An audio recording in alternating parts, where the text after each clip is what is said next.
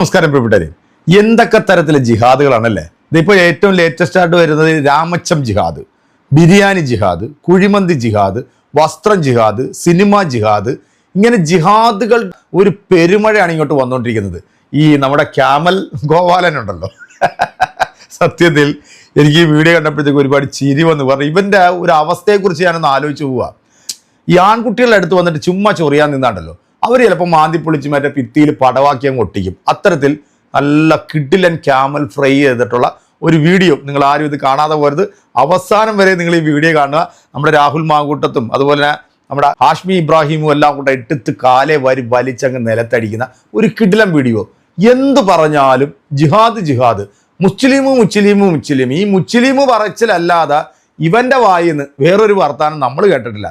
ഇവൻ ഇലക്ഷനെ നേരിടുമ്പോൾ ഇവൻ എന്ത് പറഞ്ഞിട്ടാണ് വോട്ട് പിടിക്കുന്നത്? ഇവൻ നാടിൻ്റെ വികസനം പറഞ്ഞിട്ടോ അല്ലെങ്കിൽ രാഷ്ട്രീയത്തെ രാഷ്ട്രീയപരമായിട്ട് ജനങ്ങളുടെ മുമ്പിൽ അഭിസംബോധന സംസാരിക്കാറുണ്ടോ? ഇവൻ പറയുന്നത് മൊത്തം പച്ചവർഗീയത. ഇതുപോലെ മതം തലക്ക് പിടിച്ച ഒരു മതയോളി കേരളത്തിൽ വേറെയില്ല.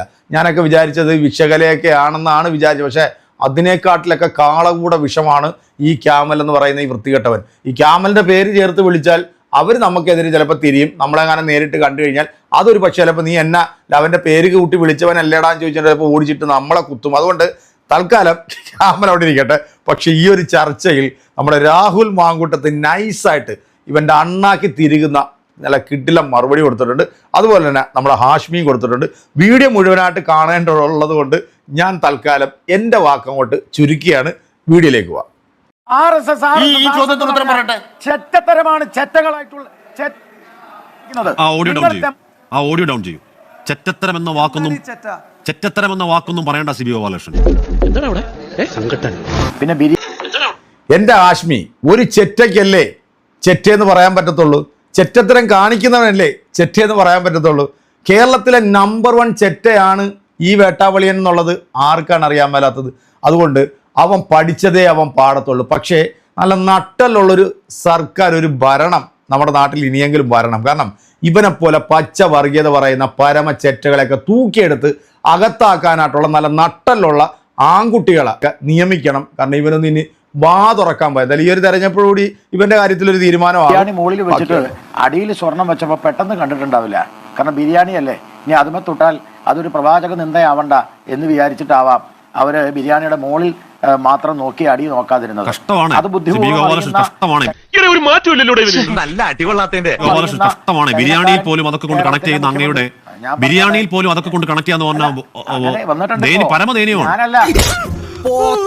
അല്ല, ബിരിയാണിയിൽ പോലും അതൊക്കെ കൊണ്ട് കണക്ട് ചെയ്യാന്നെങ്കിലേ സിബി ഗോപാലകൃഷ്ണൻ നന്നായിരിക്കട്ടെ. അല്ല, ഞാൻ തിരുത്തി ശിവകുമാർ, ഞാൻ തിരുത്തി. ഈ വക കൂതറ കളി കളിക്കാൻ നിനക്കല്ലാതെ മറ്റാർക്ക് സാധിക്കും? ഞാൻ തിരുത്തി അൽകുമാർ, ഞാൻ തിരുത്തി അൽകുമാർ. അത് വൃത്തികേടാണെന്ന് ഞാൻ പറഞ്ഞു. അത് വൃത്തികേടാണെന്ന് ഞാൻ പറഞ്ഞു. തന്ത്രപരമായിട്ട് അവനെ അവിടുന്ന് മാറ്റ്. അത് വൃത്തികേടാണെന്ന് ഞാൻ പറഞ്ഞു. ശ്രീ ഗോപാലകൃഷ്ണൻ ദയവായി ശരി. ഈ ബിരിയാണി ഏതെങ്കിലും പ്രവാചകന്റെ ആൾക്കാർ കഴിക്കുന്ന ഭക്ഷണമൊന്നുമല്ല ഗോപാലകൃഷ്ണൻ. ശരി, ബി ഗോപാലകൃഷ്ണൻ ശരി. ബിരിയാണി ഏതെങ്കിലും മതക്കാർ കഴിക്കുന്ന ഭക്ഷണമൊന്നുമല്ല. അതിനെ അങ്ങനെ കൊണ്ട് കണക്ട് ചെയ്യേണ്ട, വൃത്തികേടാണത്. അങ്ങനെ കൊണ്ട് കണക്ട് ചെയ്യേണ്ട, വൃത്തികേടാണത്. അൽകുമാർ പറഞ്ഞ രാഷ്ട്രീയ ആരോപണത്തിന് രാഷ്ട്രീയ മറുപടി പറയും. അതല്ലേ ഭംഗി, അതല്ലേ മര്യാദ, മാന്യത. ഞാൻ പറഞ്ഞു വന്നത് ഇവരെന്താ പ്രവാചകനെന്ന് ഞാൻ പറഞ്ഞിട്ടില്ല.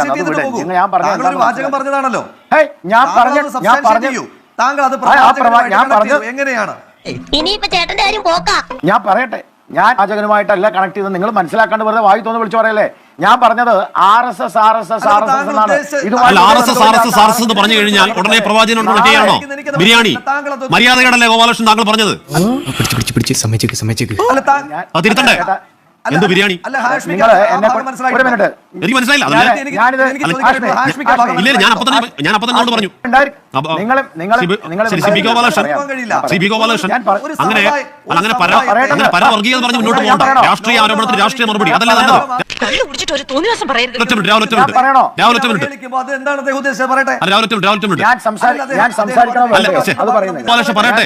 താൻ എന്ത് സംസാരിക്കാനാണ്? നമ്മൾ ജോർജിനെ കേട്ടില്ല, പിന്നെയാണ് ഒരു പാവം ഗോപാലകൃഷ്ണൻ. നമ്മൾ അവനൊരു സാമൂഹ്യ ദുരന്തമാണ്. ഞാൻ പറഞ്ഞു വന്നത് മറ്റൊന്നുമല്ല, ഇതുമായിട്ട് ഒരു ബന്ധവുമില്ലാത്ത ആർ എസ് എസിനെ ഇവിടെ വിളിച്ചുകൊണ്ടുവരുന്നു. അങ്ങനെ വിളിച്ചുകൊണ്ടുവന്ന ആർ എസ് എസ് എന്ന് പറഞ്ഞാൽ ഇവിടെ ചർച്ച ചെയ്യപ്പെട്ട ബിരിയാണിയെ കുറിച്ച് ഞാൻ പറഞ്ഞാൽ അത് വേറെ രീതിയിലേക്ക് ചിത്രീകരിക്കപ്പെടും എന്നുള്ളത് കൊണ്ടാണ് ഞാൻ അത് പറയാത്തത് എന്നാണ് ഞാൻ പറഞ്ഞത്. ബിരിയാണി പ്രവാചകൻ കണക്ഷൻ ബുദ്ധി കൊണ്ട് ആലോചിക്കുന്നതുകൊണ്ടാണ്. അല്ലെങ്കിൽ ഇതുമായിട്ട് ബന്ധപ്പെട്ട ഒരു വിഷയങ്ങളുമായിട്ട് ഒരു ബന്ധവുമില്ലാത്ത പ്രവാചകനെ ഈ വിഷയത്തിലേക്ക് ചർച്ചയിലേക്ക് വലിച്ചഴിച്ചുകൊണ്ടുവന്ന BJP പ്രതിനിധി കേരളത്തിന്റെ ഒരു നുപുർ ശർമ്മയാകാനായിട്ടുള്ള ആ ശ്രമത്തെ അങ്ങേയറ്റം ശക്തമായ ഭാഷയിൽ ഞാൻ അപലപിക്കാനായിട്ട് ആഗ്രഹിക്കുന്നു. നമ്മൾ ഇൻസ്ട്രുമെന്റ് ബോക്സിനെ പറ്റി സംസാരിച്ചുകൊണ്ടിരിക്കുമ്പോ ഒട്ടകത്തിന് മുകളിൽ കയറി യാത്ര ചെയ്തതിനെ പറ്റി പറയുന്നിട്ട് എന്തെങ്കിലും കാര്യമുണ്ടോ? ചർച്ചാ വിഷയം. ഒട്ടകത്തിന്റെ പുറത്ത് കയറി യാത്ര ചെയ്തതിനെ പറ്റി പറയുന്നതിൽ കാര്യമുണ്ടോ? എന്തോ കുത്തി പറയുന്ന പോലെ എനിക്ക് ഫീൽ ചെയ്യുന്നുണ്ട് കേട്ടോ. ഒരു കാര്യമില്ല.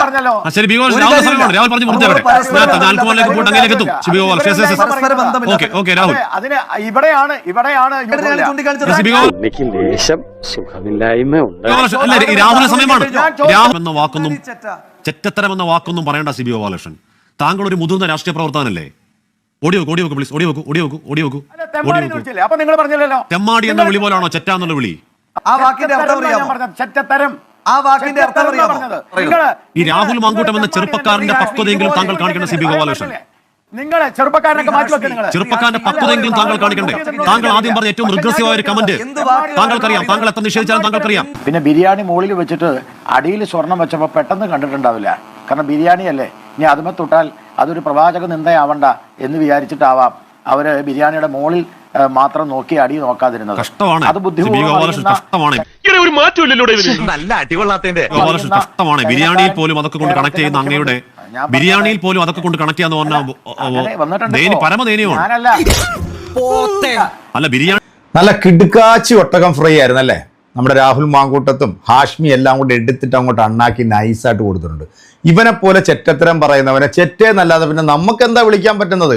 കാരണം ഈ അണ്ടിമുക്ക് ശാഖയിൽ പോയി വാട്സപ്പ് യൂണിവേഴ്സിറ്റിയിൽ നിന്ന് കിട്ടുന്ന ആ ബിരുദവേ ഇവർക്കുള്ളൂ. പിന്നെ ഇവൻ്റെയൊക്കെ വാലിൻ്റെ തുമ്പിൽ അഡ്വക്കേറ്റ് എന്ന് പറയുന്ന ഒരു പദം അത് കെട്ടിയിട്ടുണ്ട്. അത് എവിടുന്ന് കിട്ടിയതാണോ എവിടുന്ന് കൊടുത്തതാണോ ദൈവത്തിന് മാത്രമേ അറിയത്തുള്ളൂ. എന്തായാലും ഇവനെ പോലുള്ള ഇത്തരം സമൂഹ വിരുദ്ധന്മാരായിട്ടുള്ള ഈ ദുഷിച്ച ചിന്താഗതി കൊണ്ട് നടക്കുന്ന ക്ഷുദ്രജീവികൾക്ക് ഈ വരാൻ പോകുന്ന തെരഞ്ഞെടുപ്പിൽ കൃത്യമായിട്ട് തൃശ്ശൂരിലെ ജനങ്ങൾ, അതും ഗുരുവായൂരിലെ ജനങ്ങൾ കൊടുക്കും. ഗുരുവായൂരപ്പൻ നല്ല രീതിയിൽ ഇവന് കൊടുക്കും എന്നുള്ളതാണ് ഞാൻ വിശ്വസിക്കുന്നത്. നമുക്ക് 4-ാം തീയതി വരെ കാത്തിരിക്കാം. ഈ ഒട്ടകം ഫ്രൈയെ നമുക്കൊന്ന് ഷവായിയും അതുപോലെ തന്നെ അൽഫാമൊക്കെ ഒന്നാക്കി നമ്മൾ നിങ്ങളുടെ മുമ്പിലേക്ക് വീണ്ടും അവതരിപ്പിക്കുന്നതായിരിക്കും. അപ്പം 4-ാം തീയതി വരെ നമ്മൾ അതിന് വേണ്ടി വെയിറ്റ് ചെയ്യണം. എന്തായാലും വീഡിയോ നിങ്ങൾക്ക് ഇഷ്ടപ്പെട്ടിട്ടുണ്ടെങ്കിൽ നിങ്ങളുടെ അഭിപ്രായങ്ങൾ അറിയിക്കുക. അടുത്തൊരു വീഡിയോയിൽ നമുക്ക് വീണ്ടും കാണും. അതുവരെയ്ക്കും എല്ലാവർക്കും